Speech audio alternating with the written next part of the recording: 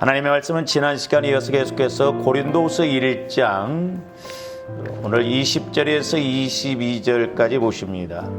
고린도후서 1장 신약성경 287면 고린도후서 1장 20절에서 22절까지 다 같이 우리 한 목소리로 합독하십니다. 시작.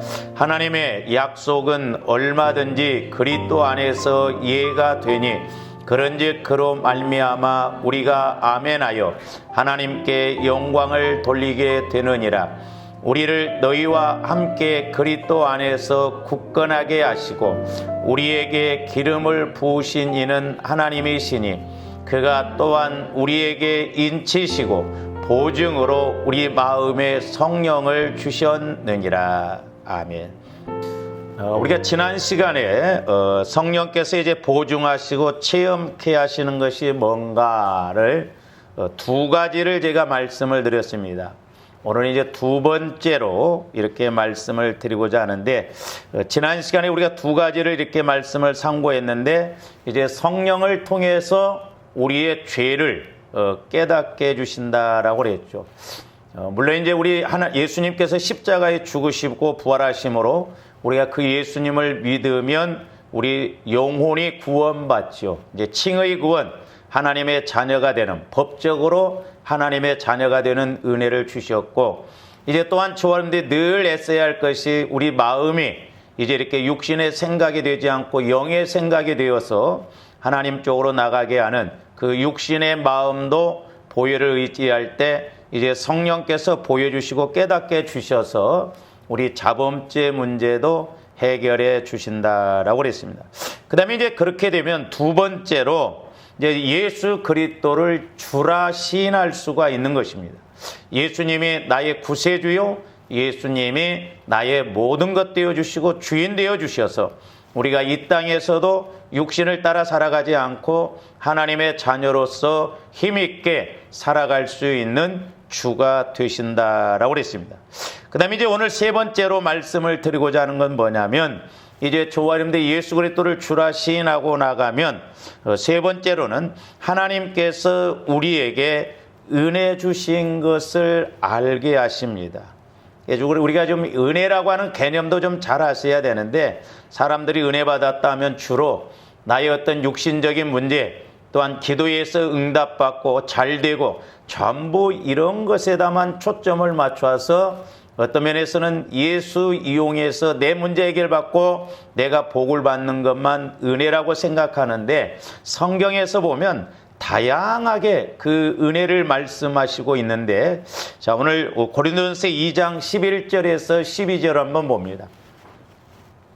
우리가 여기에서도 이제 은혜가 뭔가를 좀 알 수 있는데, 11절 보니까 사람의 일을 사람의 속에 있는 영 외에 누가 알리요? 이와 같이 하나님의 일도 하나님의 영 외에는 아무도 알지 못하느니라. 그러니까 하나님도 저와 여러분들을 통해서 일하시고 싶으신데, 우리가 성령이 아니고는 하나님이 일하시고자 하는 것을 뭔지를 모른다는 거예요. 사실 저와 여러분들이 성령을 통해서 하나님의 일하시고자 함을 알고 우리가 그 일을 할 때 하나님은 우리에게 큰 은혜를 주실 줄로 믿습니다. 그러니까 하나님의 일을 하는 것도 은혜예요. 근데 우리는 하나님의 일을 하는 것을 싫어하잖아요. 힘들고 귀찮고 짜증나고 그렇게 생각하잖아요.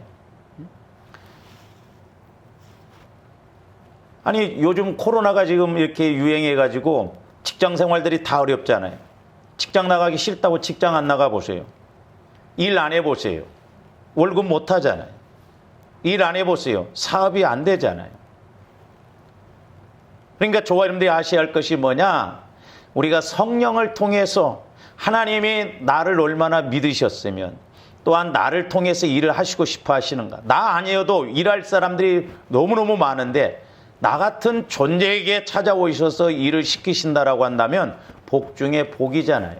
은혜 중에 은혜고, 우리가 어찌하든가 그 몫을 내 몫으로 찾아가야 되는데, 제가 이번에 이제 세 번째에 하나님께서 성령을 통해서 은혜로 주신 것들을 알게 하신다라고 할 때, 아, 이런 의미가 있구나. 그래서 보면 이제 구약에서도 보면 처음에는 잘 모르지만 그들이 순종하고 하나님의 뜻을, 하나님의 일을 하고자 할 때 하나님께서 은혜 주시고 문제 해결해 주시고 복 주신 것을 볼 수가 있거든요.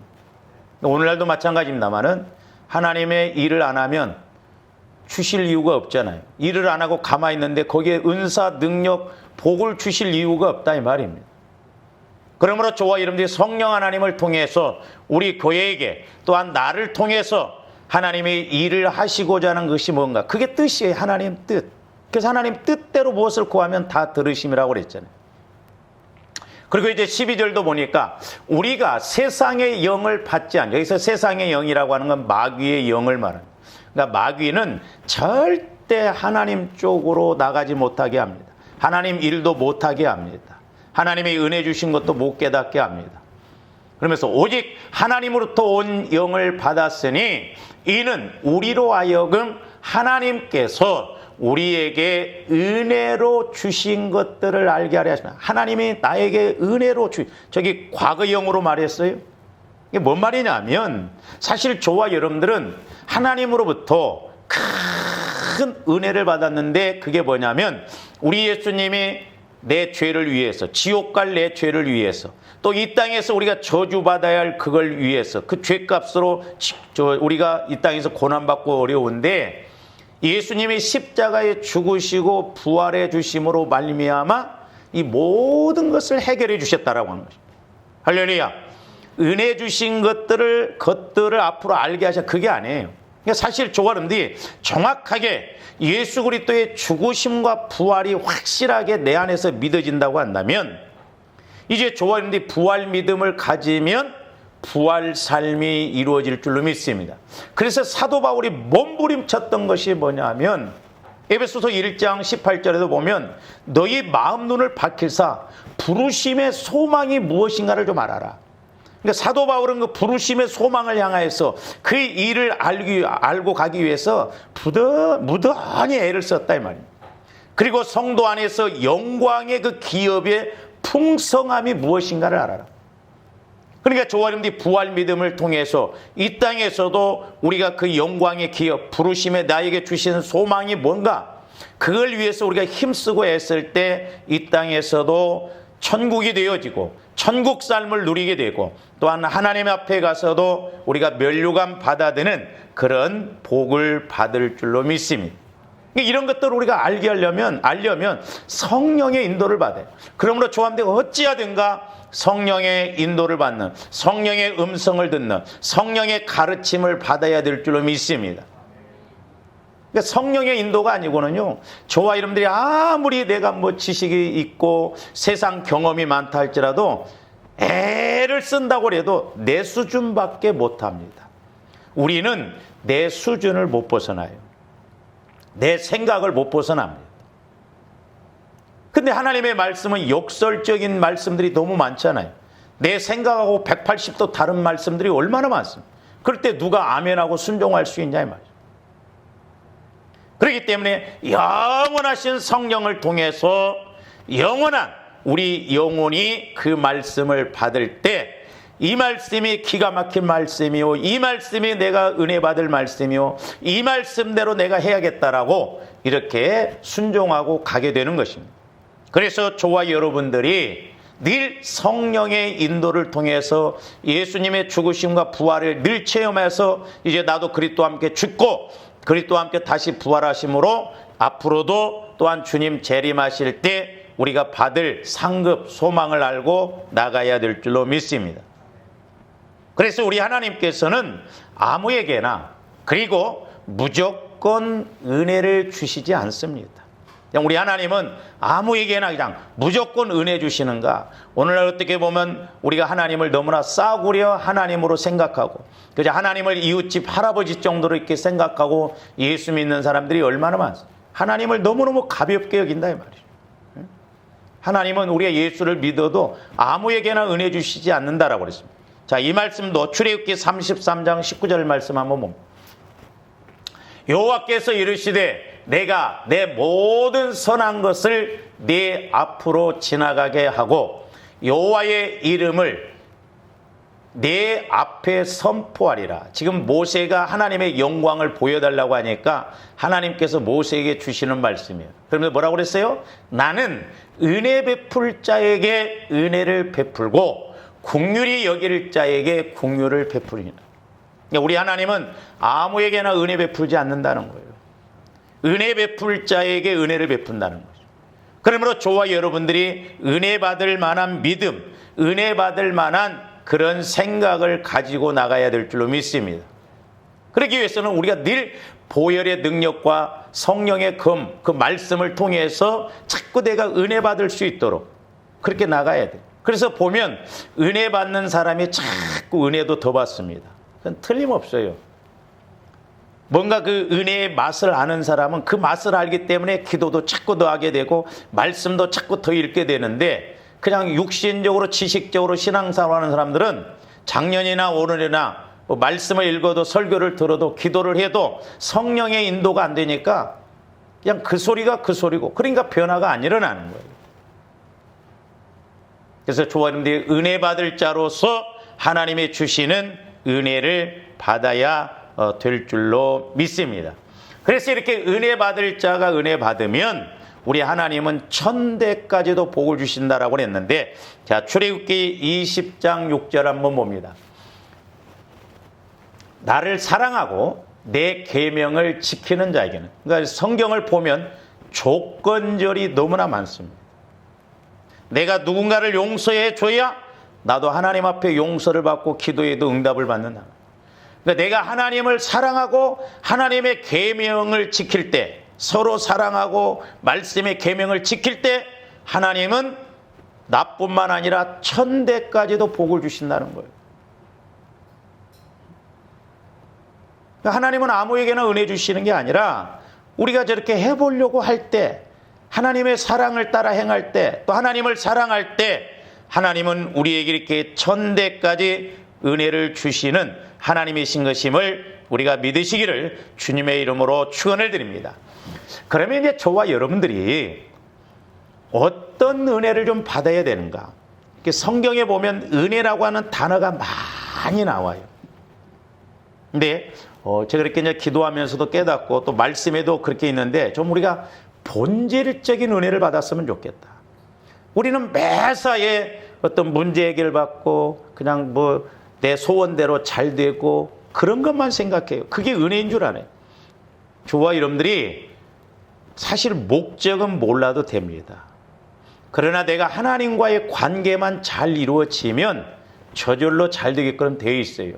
근데 사람들이 자꾸 어떤 현상적인 것에서만 초점 맞춥니다.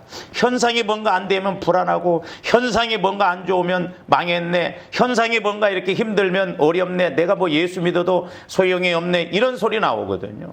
그게 중요한 게 아니에요. 저와 여러분들이 좀 본질적인 은혜, 이 은혜를 받아야 어떤 환경, 현상 바라보지 않고 가게 되는데, 우리가 구약 성경에서 요셉이나 야곱 이런 사람들 보면 현상에다만 초점 맞췄으면 그 사람들 나가 떨어졌을 거예요.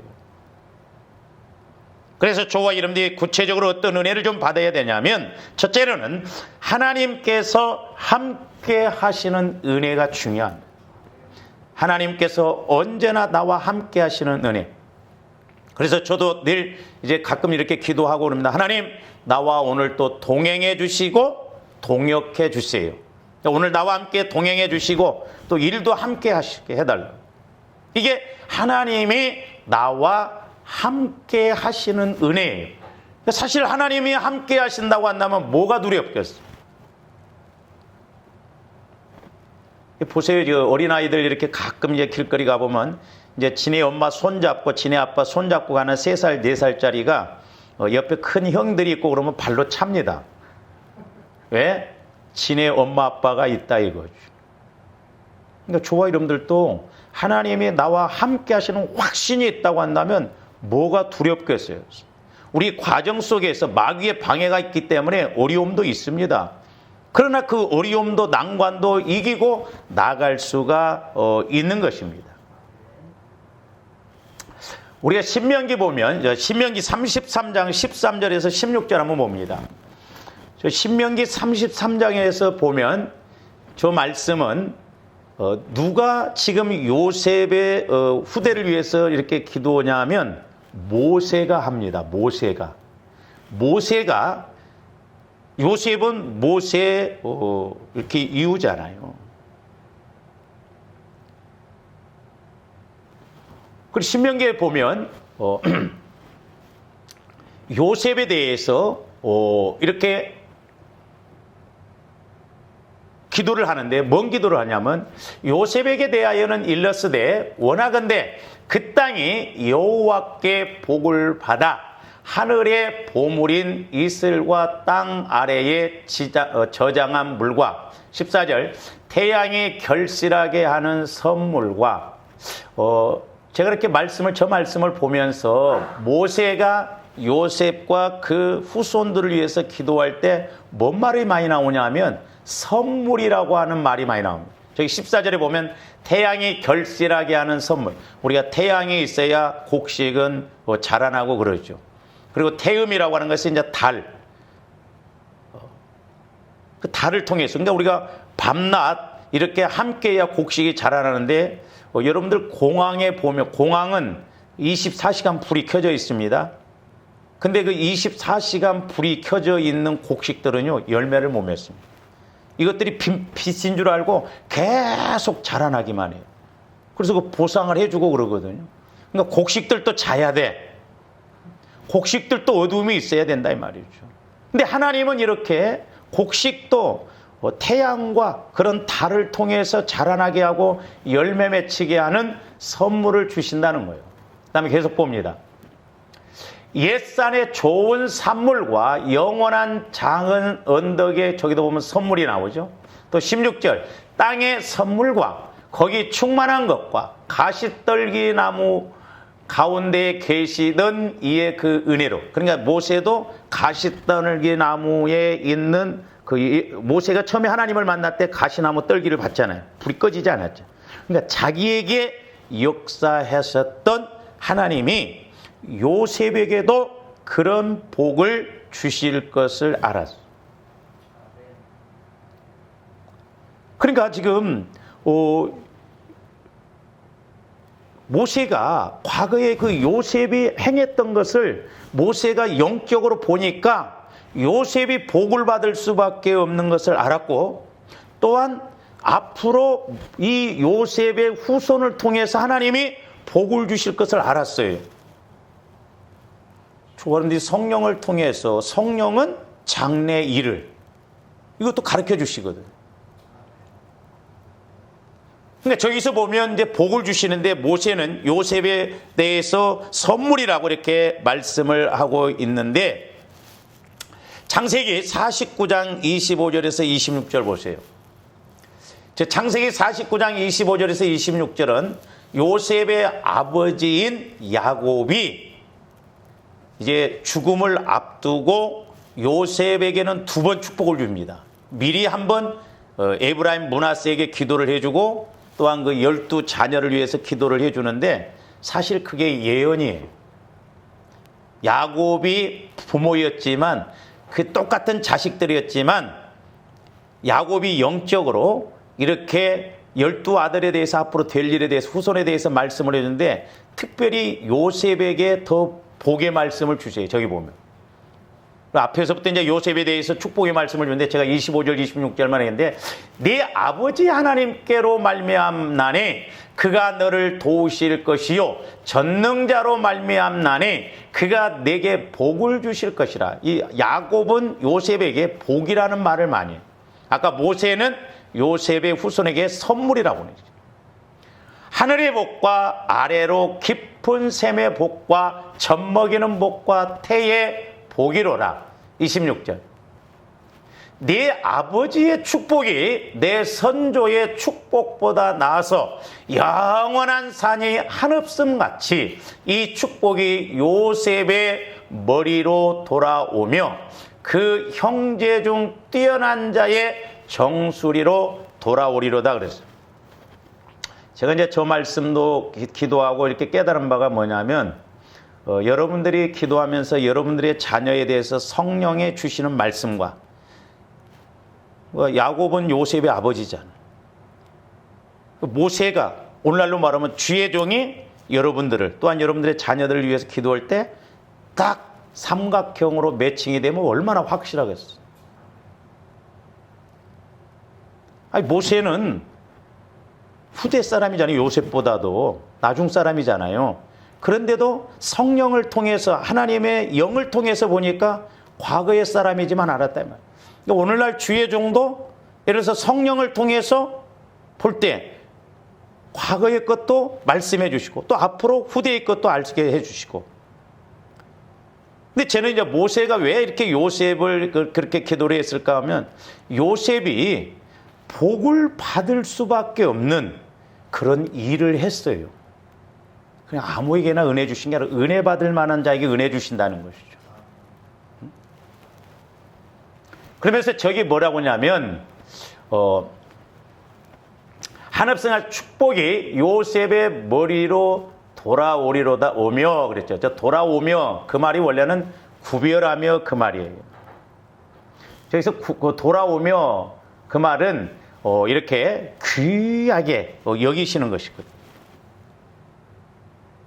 그리고 뛰어난 자의 정수리로 돌아오리로다. 저 정수리는 가장 뛰어난 풍부, 수고, 숭고함, 힘, 그러니까 상당한 세력을 말하는 거예요. 그러니까 하나님께서 야곱을 통해서 요셉을 축복하셨고 모세를 통해서 그 후손에게 예언한 말씀이 나중에 보면 요셉의 두 아들이 에브라임과 므낫세잖아요. 그 에브라임과 므낫세가 북이스라엘에 12지파가 이제 나눠졌잖아요. 북왕국, 남왕국. 그래서 남왕국은 이제 유다와 베냐민 지파. 북이스라엘 10지파 중에 에브라임과 므낫세 지파가 가장 뛰어났어요. 그래서 땅의 축복도 받고 은혜도 받았거든. 그래서 북이스라엘을 이야기할 때 성경에 보면 에브라임 그렇게 이야기를 해요. 왜? 대표격이니까.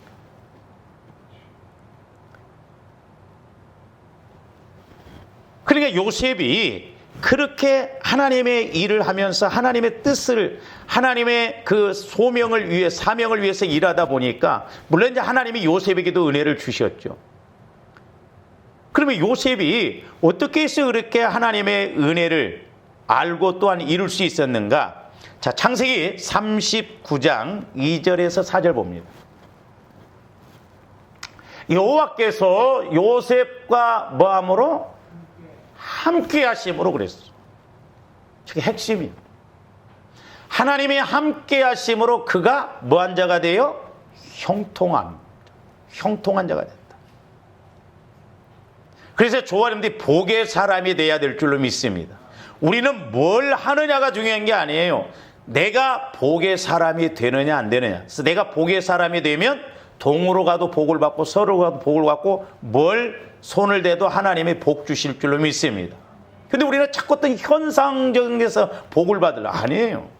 그러니까 요셉이 하나님과 함께함으로 형통한 사람이 되었어. 그러니까 보세요. 형통한 자가 되어 그의 주인 애굽 사람의 집에 있으니 그의 주인이 여호와께서 그와 함께 하심을 보며, 그러니까 불신자도 감동받아. 조아님들이 직장에 다닐 때 또는 뭘 할 때 불신자가 볼 때 야, 어떤 사장님은 참 형제님 자매님은 역시 예수 믿으니까 다르네요. 이런 소리를 들어요. 너 같은 예수 믿으려면 나 안 믿겠다. 그러겠습니다.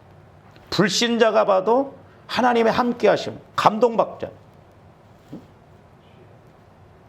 그러면서 주인이 그 여호와께서 그와 함께 하심을 보며 또 여호와께서 그의 범사에 형통하게 하심을 보았다라고 그랬어요.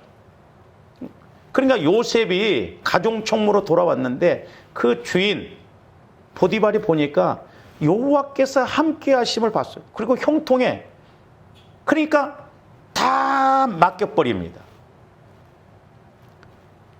아니 종이 주인 역할한다는 거 그 이해가 가요? 저는 그런 케이스는 봤어요. 우리 시골 옆 동네에 어떤 사람이 머슴살로 왔어요. 그런데 머슴살로 왔는데 이 사람이 상당히 똑똑하니까 주인이 자기 딸을 아내로 줬어요. 모순살로 와가지고 사위만 돼도 얼마나 대단한 거예요. 그 재산은 엄청 많은데. 나중에 동네 이장도 했어. 똑똑하니까. 그래도 막 소문이 많이 났거든요. 근데 요셉은 종이에요, 종놈입니다. 그런데 종이 주인 역할을 하는 거예요. 이거 얼마나 대단해요.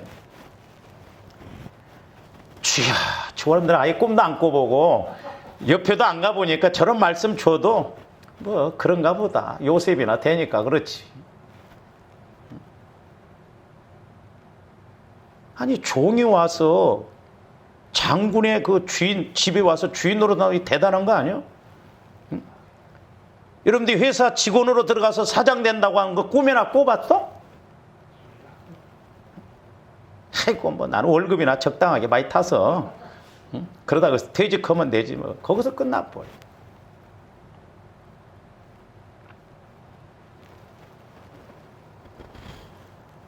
계속 봅니다. 4절. 요셉이 그의 주인에게 은혜를 입어 섬기며. 잘 보세요.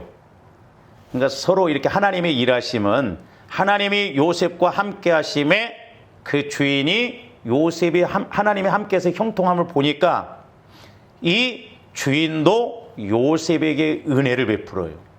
할렐루야. 저와 여러분들이 이런 은혜가 있어야 될 줄로 믿습니다. 내가 밖에 나가서 일을 하고 사업할 때 누군가가 나를 돕는다 이 말이요. 이게 하나님의 역사가 아니고는 이게 할 수가 없다. 그런 간증들이 많잖아요. 그러니까 요셉이 그 주인에게 은혜를 입어.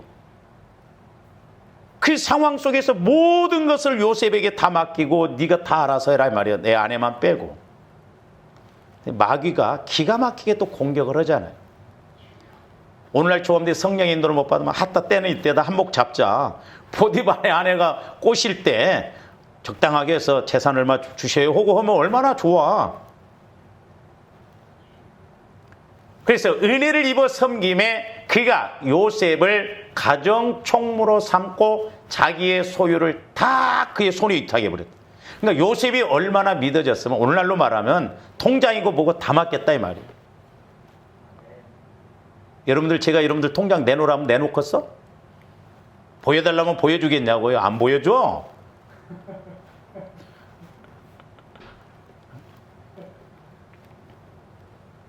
그러니까 이방인이었지만 하나님을 모르는 사람이었지만 그 정도로 요셉을 믿을 정도로 주인도 모든 걸 맡겼다 이 말이죠. 이게 하나님만이 하시지 누가 하겠냐 이 말이에요. 요즘은 부부끼리도 통장 안 보여줍니다. 요즘 젊은 사람들은 따로따로 두더라고 보니까. 당신이 번 거 당신이 쓰고 내가 번 건 내가 쓰고 공동 경비는 내놓고. 이게 부부요? 계약이지. 우리 목사님들도 보니까 어려우니까 사모님도 통장 따로 차더라고. 왜? 때로 친정 좀 도와주려고 그러는데 목사님이 또 뭐라고 하니까. 이런 것 때문에 은근히 그냥 싸움이 많이 일어난 거지. 그러니까 종이 와서 노예가 와서 그 집의 가정 총무가 됐다는 건 어마어마한 거예요. 하나님이 함께 하시면 조화님들이 어디를 가도 하나님이 이렇게 높이실 줄로 믿습니다. 할렐루야. 그래서 뺏으라니까. 버는 은사가 없으면 요셉처럼 저렇게 해서 하나님이 함께 하시면 뭘 못하겠냐. 그 다음에 창세기 39장 21절에서 23절도 보세요. 참 희한합니다. 저기도 보면. 자, 이제 요셉이 거짓에 의해서 보디발의 그 아내 그 속임수 때문에 이제 결국 감옥에 갔잖아요. 여호와께서 요셉과 저기도 보면 뭐 하시고? 함께 하시고 그러죠. 참 그러니까 요셉의 믿음이 참 칭찬들을 만하고 우리가 이렇게 알아야 할 것은 뭐냐면 요셉에게 하나님이 함께 하셨다는 거예요.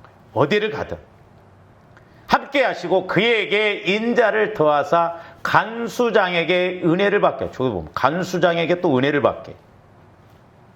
간수장의 옥중 죄수를 다 요셉의 손에 맡김으로 그 재반 사무를 저기도 보면 요셉이. 그러니까 죄수가 간수가 됐어. 이거 있을 수 있는 일이냐 이 말이야. 죄수가 간수가 됐어. 그러니까 사실 조원들이 어떤 이 현상 바라보지 말고 하나님과의 관계를 이렇게 이루고 가면 때로는 오히려 고난이 내게 더 유익이 될 줄로 믿습니다. 그러니까 하나님도 요셉을 국무총리로 쓰시기 위해서 낮추시잖아요. 낮춰요. 예수님처럼 죽으시기까지 감옥에 갔다는 건 우리 예수님 무덤에 내려간 것과 마찬가지예요. 요셉을 철저하게 낮추셔요. 그러나 하나님이 함께 하시니까 죄수가 간수가 돼요. 간수. 자, 23절. 간수장은 그의 손에 맡긴 것을 무엇이든지 살펴보지 아니하였습니다. 참 하나님의 지혜 주시고 은혜 주시면 사람이 믿어지고 살펴볼 필요도 없고. 왜? 너무나 정확하니까, 확실하니까. 이는 여호와께서 요셉과 함께 하심이라 그랬어요. 그러면서 여호와께서 그를 범사에 형통하게 하셨더라. 그래서 저와 여러분들이 성령을 통해서 내 마음이 성화가 이루어져서 성령이 일하시는 성전이 되어질 때 성령께서는 이 기록된 말씀을 통해서 순종하고 나갈 때 형통에 이른 은혜, 무엇을 하든지 어디에 있든지 하나님이 함께 하시는 은혜가 주어질 줄로 믿습니다. 할렐루야. 그 다음에 이제 두 번째로는 이제 조화님들 여호와께서 함께 하시는 그 은혜를 받아야 되는데, 그러면 이제 확실하게 우리는 뭔가 알아야 움직이거든요. 그러니까 이제 은혜를 받더라도 하나님이 나와 함께 하신다는 것을 내가 확실하게 인식을 해야 될 거 아니에요. 어떤 현장 체험만 갖고는 믿음이 안 생깁니다. 두 번째 우리가 은혜를 받아야 할 게 뭐냐면 말씀, 즉 진리가 함께하는 은혜를 받아야 돼요. 뭔 말이에요? 저와 여러분들이 늘 어떤 일을 하든 어떤 결과가 오든 거기에 말씀이 함께하는 은혜가 와야 될 줄로 믿습니다.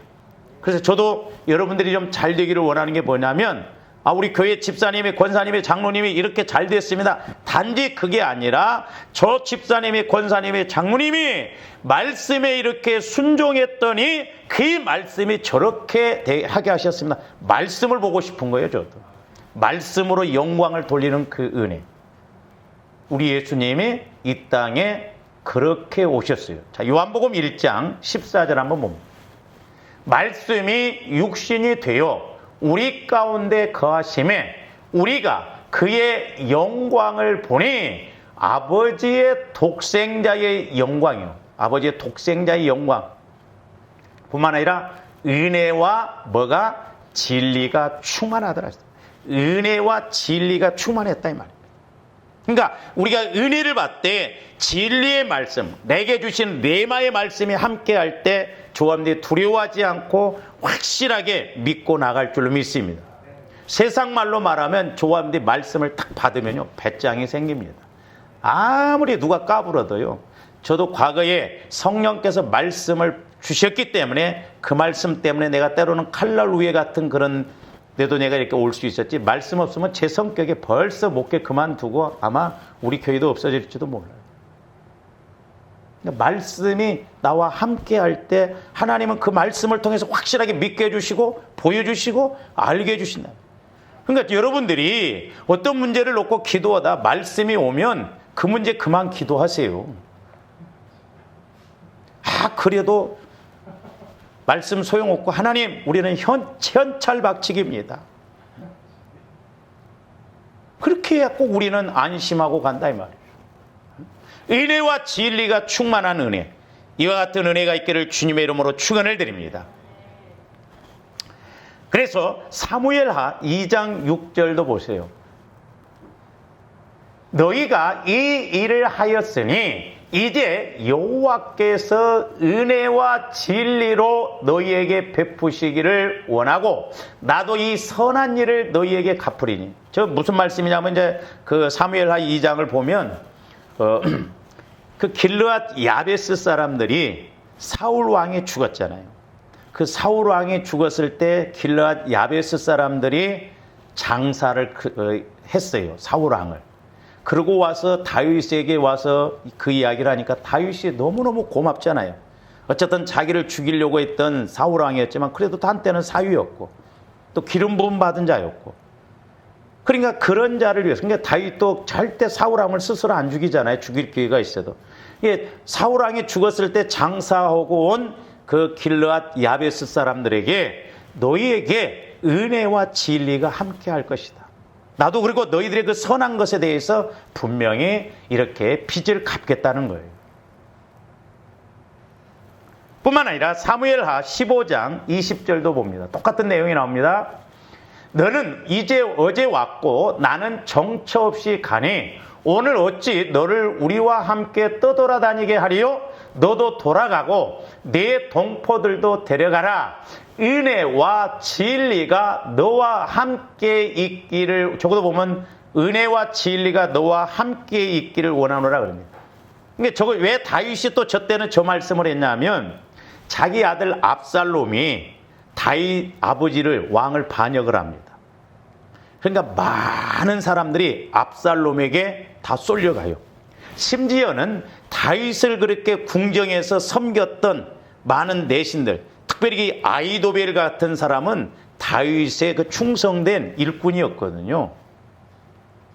근데 마음이 변개해가지고 압살롬한테 다 가버립니다. 그러니까 다윗 왕이 도저히 이 왕정을 다스릴 수가 없어요. 왜? 자기 신하들이 압살롬한테 훅 해갖고 다 따라가 버리거든요. 그러니 다윗의 마음이 얼마나 마음이 아팠겠어요. 자기 밑에서 수종 들고 왕이시여 하고 아양 뜬 것들이 압살롬이 뭔가 왕이 될 것 같으니까 글로 다 가버리잖아요. 그러니까 여러분들이 세상에 나가서도 이럴 때 얼마나 배신감을 느낍니까? 그래서 우리는 끝까지 잘 가야 돼요. 끝까지 잘 봐야 돼요. 그럴 때 가드 사람 이때가, 근데 그 가드 사람들은 거기 이제 여러분들이 그 말씀 15장 앞뒤로 읽어보면 600명이 심지어는 이렇게 신하들도 배신하고 막 압살롬 오고 갈 때 가드 사람 600명이 안 가고 다윗을 따라가겠다고 합니다. 그러니까 이때도 다윗을 따라가겠다고 해요.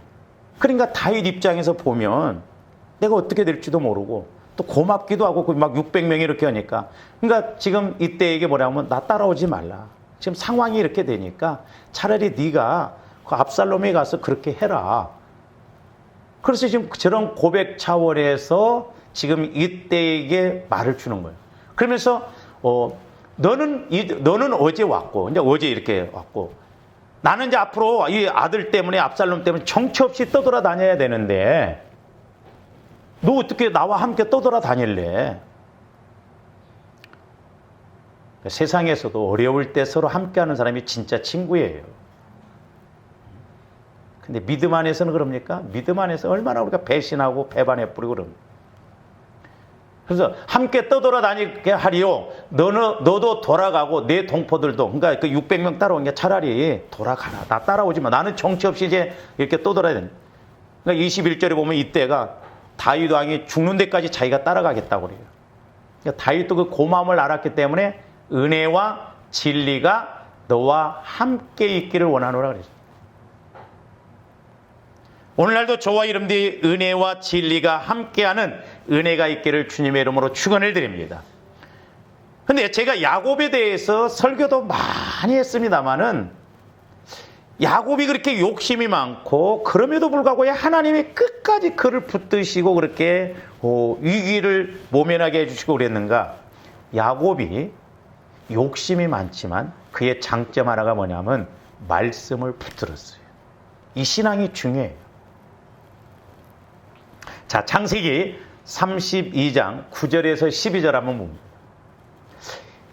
야곱이 또 이르되 내 조부 아브라함의 하나님, 내 아버지 이삭의 하나님 여호와여, 주께서 전에 내게 명하시기를 네 고향 네 족속에게로 돌아가라. 내가 내게 은혜를 베풀리라 하셨나이다. 그러니까 저 9절 말씀은 과거에 하나님이 야곱에게 함께 하시겠다고 약속하셨고 외삼촌 라반의 집에서 20년 동안 있다가 이제 때가 되매 하나님께서 야곱에게 하신 말씀이에요. 근데 지금 야곱이 아버지 하나님 말씀대로 이렇게 이제 고향으로 돌아가려고 그러는데 자기 형이 자기를 죽이려고 지금 오고 있다 이 말이죠. 그러니까 야곱이 얼마나 지금 두려워요. 에서가 지금 400명을 군사를 데리고 죽인다고 오니까 이 야곱이 두려웠거든. 막 그러니까 세 대로 나눠놓고 아차하면 자기는 도망가려고. 근데 야곱이 그렇게 꾀가 많지만 그래도 다급할 때 말씀 붙들었어요. 약속 붙들었어요. 10절 봅니다. 나는 주께서 주의 종에게 베푸신 모든 은총과 모든 진실하심을 조금도 감당할 수 없사오나, 그러니까 하나님이 자기에게 베풀어준 그 은혜 감당할 수가 없대. 내가 내 지팡이만 가지고 이 요단을 건넜더니 지금은 두 때나 이루었다 이 말이에요. 저건 이제 하나님이 자기에게 주신 복을 고백하는 거예요. 그 다음에 11절 보세요. 내가 주께 간구하오니 내 형의 손에서 예서의 손에서 나를 건져내시옵소서. 내가 그를 두려워함은 그가 와서 나와 내 처자들을 치를까 겁이 나기 때문이다. 그러니까 과거에 하나님이 자기에게 하신 말씀도 이렇게 또 막 그걸 가지고 붙들고 간구하고 또 자기가 복받은 것도 간구하고. 근데 지금 형 때문에 내가 두렵다. 왜? 나뿐만 아니라 우리 처자 식구들이 다 죽게 생겼다. 저는 개인적으로 야곱이 11절, 10절, 11절 말씀으로 간구했기 때문에 하나님이 응답 주셨다고 보지 않습니다. 하나님이 야곱에게 응답을 주신 것은 9절, 12절 갖고 응답을 주신 거예요. 벌써 12절. 주께서 말씀하시기를 내가 반드시 네게 은혜를 베풀어 네 씨로 바다에 셀 수 없는 모래와 같이 많게 하리라 하셨나이다. 아니 야곱에게 셀 수 없는 모래와 같은 후손을 준다고 그러니까 야곱 죽어버리면 안 되잖아요. 그러니까 야곱이 자기가 하나님께 받은 은혜에 대해서도 고백을 했지만 하나님께서 야곱에게 약속하신 언약의 말씀을 붙들었어요. 오늘날도 저와 여러분들이 그러므로 평상시에 말씀을 받고 그 말씀 따라가다가 어떤 어려움이 왔을 때 하나님, 과거에 하나님께서 나에게 이렇게 말씀 주시지 않았습니까? 말씀 갖고 들이댈 때 하나님도 꼼짝 못하세요. 하나님은 말씀 벗어난 적이 없습니다. 그러므로 오늘날 조함들이 평상시에 자꾸 말씀을 많이 우리가 조명받고 깨닫고 내 몫으로 받아야 될 줄로 믿습니다. 야곱이 지금 죽게 생겼다고 막 형 때문에 죽게 생겼다고 막 악을 쓰고 오는 게 아니라 야곱이 그 위기 속에서도 하나님이 약속하신 말씀을 붙들었어요. 그러니까 진리가 은혜와 함께하는 그 은혜, 이게 있어야 될 줄로 믿습니다. 그래서 9절 12절은 야곱에게 하나님께서 주신 언약이에요. 언약의 말씀을 붙들어야 돼요. 우리가. 그러니까 어려울수록 우리가 말씀 받아야 되겠고 어려울수록 그 말씀 따라서 간구해야 될 줄로 믿습니다. 그러면 이제 우리가 저 창세기 32장 이렇게 야곱이 다급할 때 지금 하나님 앞에 저렇게 언약의 말씀을 갖고 간구했는데 하나님이 자 보세요. 저 말씀을 어디에서 주셨냐면 자 창세기 28장 12절에서 15절 봅니다. 지금 야곱이 도망갈 때예요. 외삼촌 라반의 집으로 형을 피해서 꿈에 본즉 사닥다리가 땅 위에 서 있는데 그 꼭대기가 하늘에 닿았고 또 본즉 하나님의 사자들이 그 위에서 오르락 내리락 하고 또 본즉 여호와께서 그 위에 서서 이르시되, 그러니까 저기 보면 천사들이 사닥다리 오르락 내리락, 조화인데 기도도 오르락 내리락 교제가 이루어져야 될 줄로 믿습니다. 그래야 말씀 받아서 그 말씀 따라갈 때 힘들어도 또 그 말씀을 가지고 간구하면 하나님이 그때 넘어가게 해주신다. 그러니까 하나님이 야곱이 그렇게 말씀을 붙들고 가니까 비록 깨지지는 않았지만 그럼에도 불구하고 끝까지 인도에서 베델까지 올라가게 하시잖아요. 뭐 조함들이 뭐요? 잘해서 온전해서 쓰시는 게 아니에요.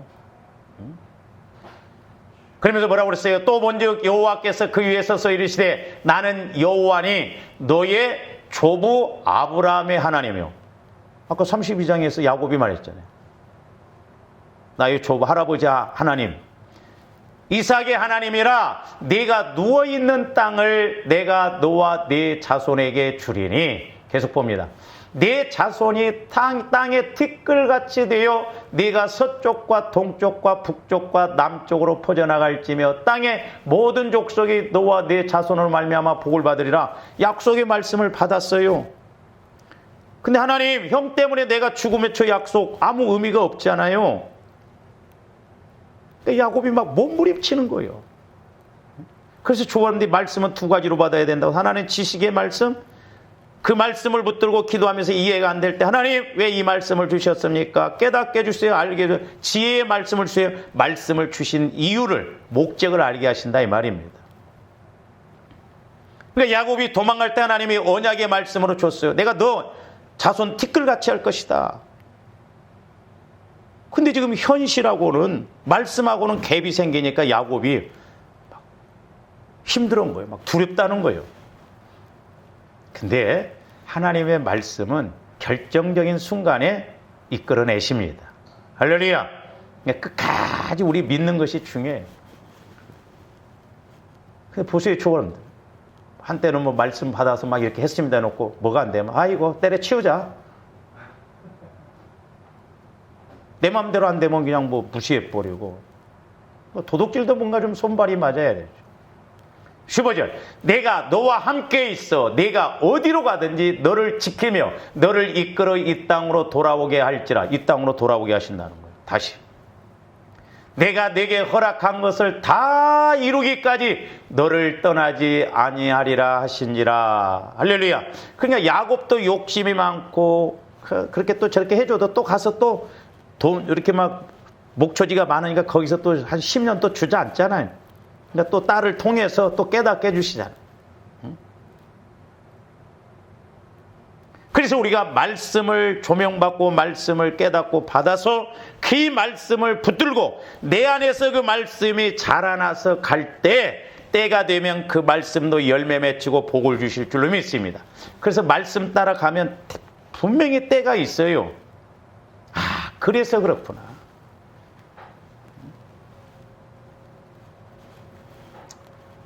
그래서 저와 여러분들이 하나님께서 주신 이 은혜, 오늘 두 가지를 말씀드렸습니다. 하나님이 나와 함께 하시는 은혜, 함께 하시는데 은혜와 진리, 말씀이 함께 하시는 은혜, 그 은혜가 있기를 주님의 이름으로 축원을 드립니다. 오늘 좀 여기까지 합니다. 기도하시죠. 사랑의 아버지 하나님, 감사를 드립니다. 이제 하나님의 언약은 소금 언약이요 영원한 언약이요 또한 이 땅에서 우리가 다 체험되어질 언약의 말씀인 것임을 보게 됩니다.